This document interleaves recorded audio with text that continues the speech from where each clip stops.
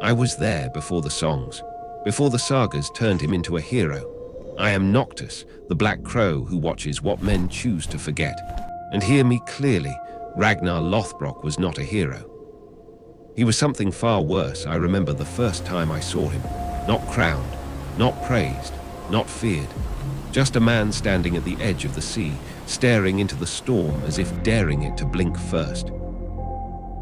The world remembers Ragnar as a legend, a farmer turned king, a dreamer who sailed west when others trembled. But I watched what the skalds never sang. I watched villages burn before Ragnar learned their names. I watched children hide as axes rose and fell, not out of rage, but calculation. Ragnar did not kill because he hated. He killed because it worked. Men followed him not because he was kind, but because he made war feel inevitable. When Ragnar spoke of the gods, his eyes did not look upward, they looked inward. Odin, Thor, Valhalla, these were not beliefs to him, they were tools. I perched upon broken shields and listened as Ragnar told his warriors that death was glory, that fear was weakness, that mercy was a lie invented by cowards. And they believed him, because when Ragnar walked into battle, he walked as if he had already died and found the experience amusing. Ah yes, Paris, the songs speak of brilliance, of strategy, of genius. Let me tell you what I saw. I watched Ragnar lie broken, coughing blood, pretending to be weak while the city gates opened in pity. I watched priests lower their guards, convinced this dying man sought forgiveness.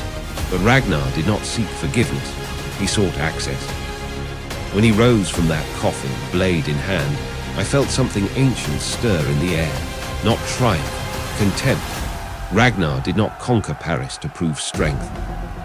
He conquered it to prove that hope itself could be weaponized.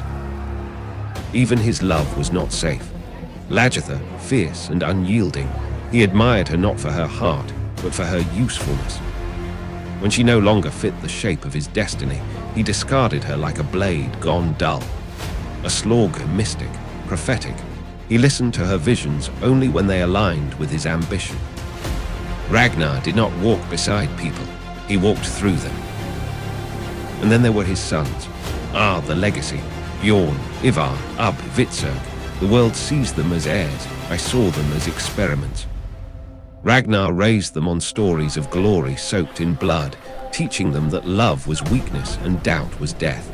Each son carried a fragment of him, but twisted. Bjorn inherited his hunger. Ub, his conflict. Hvitserk, his confusion. And Ivar inherited the worst of all. Ragnar taught him that pain was power, that cruelty was clarity, that fear was currency, and the world would pay dearly for that lesson. When Ragnar was finally captured, broken and chained, men believed the gods had abandoned him. They were wrong. Ragnar had already won. In that pit of snakes, as venom crept through his veins, he laughed, not because he believed in Valhalla, but because he knew what would follow. I will be glad to see how the little pigs will grunt when they hear how the old boar suffered. Those were not the words of a hero.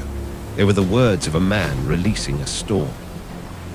And oh, how the storm came. I flew above England as Ragnar's sons descended like shadows given flesh.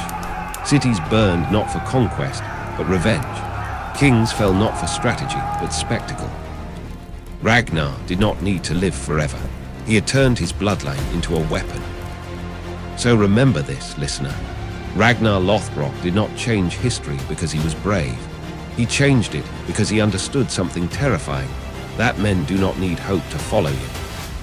They need permission, permission to kill, permission to take, permission to become monsters and call it destiny. I am Noctis, the one-eyed witness of blood and fate, and I watched Ragnar Lothbrok carve his legend not as a hero, but as a warning the world still refuses to hear.